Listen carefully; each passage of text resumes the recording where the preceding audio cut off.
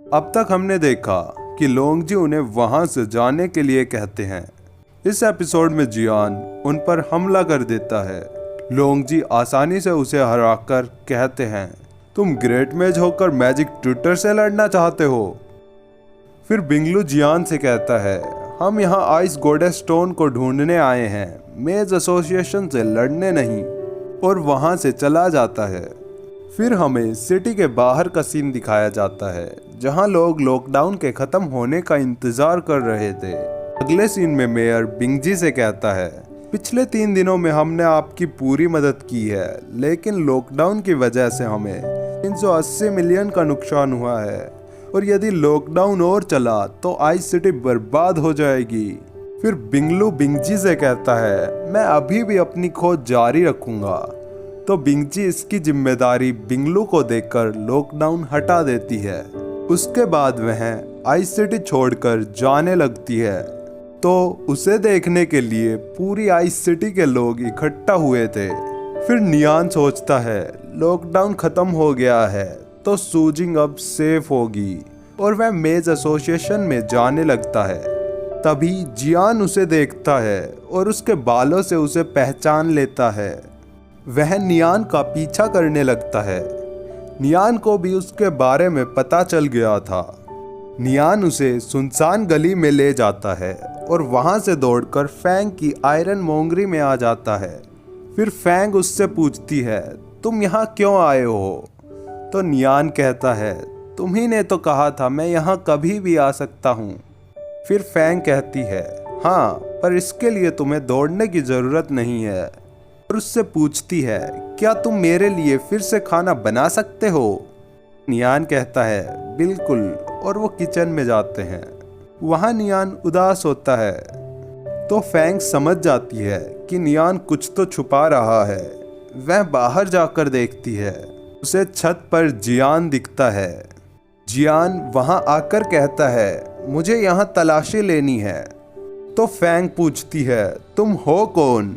वह बताता है, मैं आइस गोड पगोडा से हूँ और मैं यहाँ किसी को ढूंढ रहा हूँ।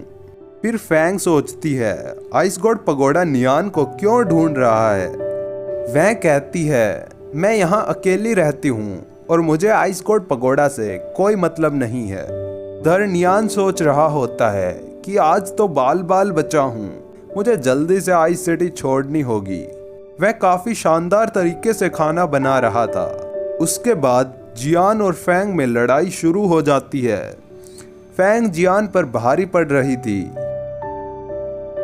तो जियान उसे आइस सील टेक्निक से पकड़ने की कोशिश करता है।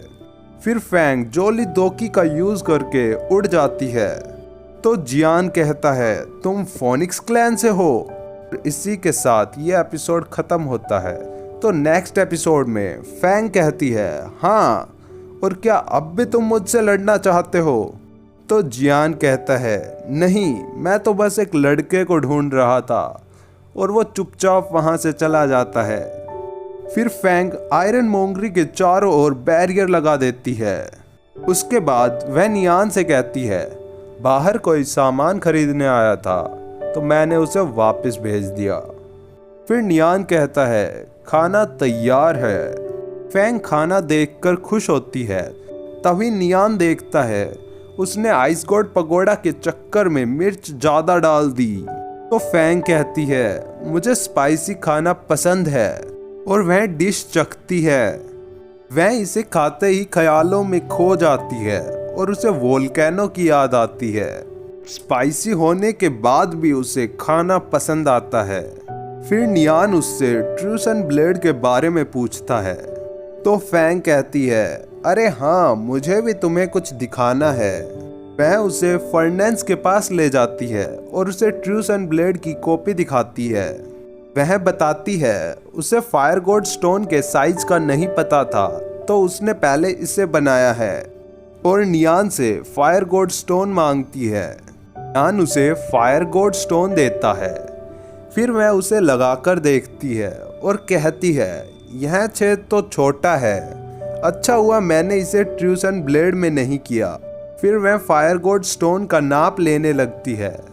तो नियान सोचता है, मैं इसे आइस गॉड पगोडा के बारे में नहीं बता सकता और पूछता है कि ट्रूस एंड ब्लेड को बनने में कितना समय और लगेगा।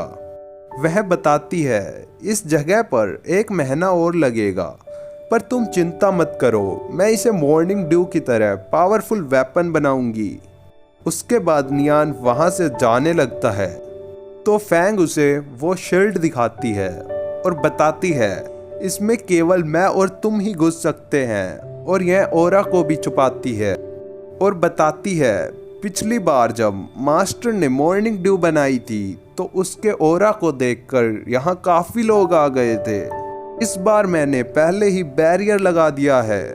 फिर नियान कहता है तुम काफी दूर की सोचती हो, और वहां से जाने लगता है कि तभी वो कुछ सोचकर वापस आता है और फैंग से कहता है तुम संभल कर रहना, और अगर कोई तुम्हें परेशान करने आए तो मुझे बताना। फैंग भी कहती है ठीक है, और अगर तुम भी कभी मुसीबत में फंस जाओ तो मेरे पास आ जाना। फिर सीन आइस गॉड पगोडा पर शिफ्ट होता है जहां बिंगलू बिंगजी से कहता है नियान फोनिक्स क्लैन की मेंबर से लड़कर वापस आ गया था, तो अब हम आयरन मोंगरी में छानबीन करें या नहीं। तो बिंगजी कहती है पहले यह पता करो कि वो लड़का नियान ही है, हम बेवजह फोनिक्स क्लैन से दुश्मनी नहीं ले सकते।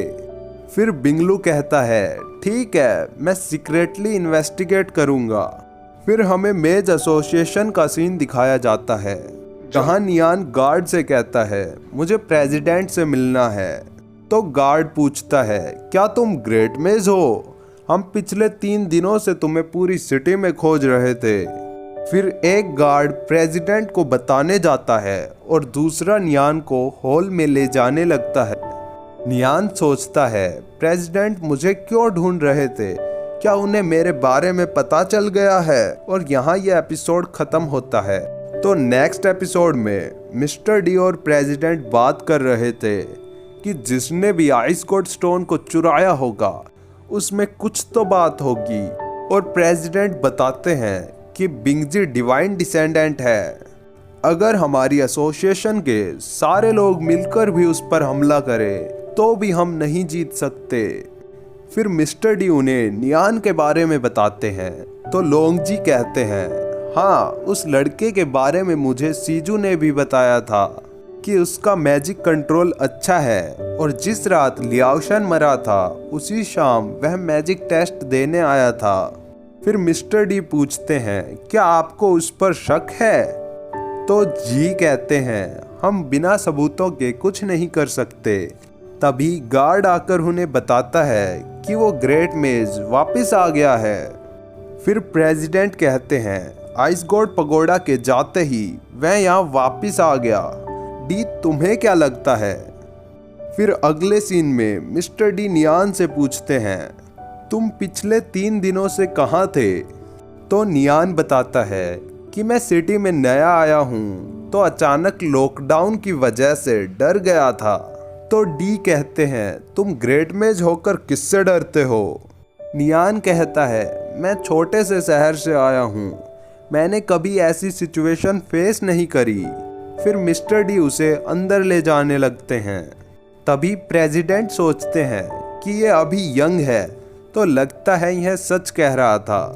फिर हमें मेज एसोसिएशन के अंदर का सीन दिखाया जाता है जहां लोंगलिंग कहती है मुझे नहीं लगता था कि तुम वापस आओगे।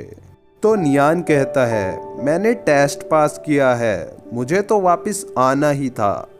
फिर मिस्टर डी नियान को मेज एसोसिएशन ज्वाइन करवाने की सेरेमनी स्टार्ट करते हैं और नियान से पूछते हैं क्या तुम मेज एसोसिएशन के गौरव के लिए अपनी लाइफ समर्पित करने के लिए तैयार हो।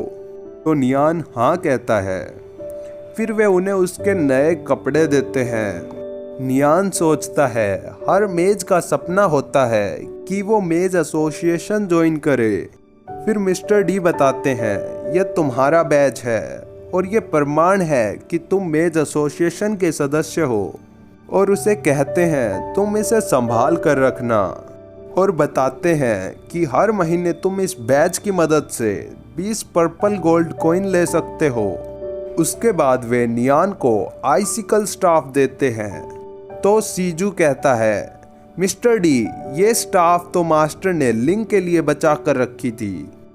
डी कहते हैं, मैंने और प्रेसिडेंट ने मिलकर ये डिसीजन लिया है। फिर नियान कहता है, ये स्टाफ बहुत ज़्यादा कीमती है, मैं इसे नहीं ले सकता। तो लिंग कहती है, मेरे पिता ने कुछ सोचकर ही तुम्हें यह दी है, तुम इसे डिजर्व करते हो। फिर नियान उन्हें उसके बारे में इतना सोचने के लिए धन्यवाद कहता है। उसके बाद मिस्टर डी लिंग को नियान से फाइट करने के लिए कहते हैं, जिससे नियान आइसिकल स्टाफ का यूज कर लेगा और तुम्हारी भी प्रैक्टिस हो जाएगी। फिर नियान और लिंग आइस ब्लेड का यूज करके फाइट स्टार्ट कर देते हैं। लिंग काफी अच्छे तरीके से आइस ब्लेड को कंट्रोल करके नियान पर अटैक कर रही थी। और इसी के साथ ये एपिसोड खत्म होता है। तो इसके नेक्स्ट एपिसोड भी इस चैनल पर जल्द ही आ जाएंगे, तो याद से सब्सक्राइब कर लेना।